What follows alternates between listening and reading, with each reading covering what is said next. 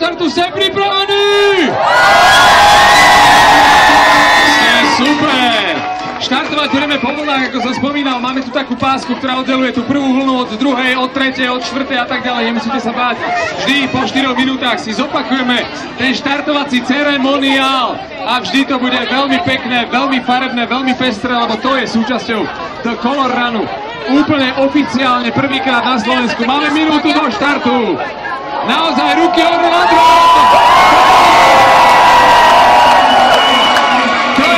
Toto budú sexy fotky, tak povediac, pretože tu sa tvorí, generuje tradícia. Veríme, že táto tradícia bude mať svoje pestré pokračovanie aj budúci rok. Ešte raz ďakujeme aj Petržalke a Dostihovej dráhe, ktorá nás tu privítala a vytvorila nám absolútne perfektné prostredie na to, aby sme si užili úplne prvýkrát na Slovensku oficiálnu vec, ktorá sa volá The Color Run, alebo ak to je farebný beh a vy ste úplne super, už vidím, že ste zaprasení ešte skôr, ako sme sa pustili do samotného behania.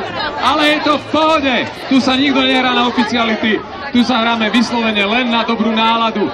20 sekúnd do štartu, dámy a páni, o malú chvíľu pôjdeme na to, tak si pripravte svoje štartovacie farby s balíčkou. Keď odštartujeme, vyhoďte do vzduchu a bežte.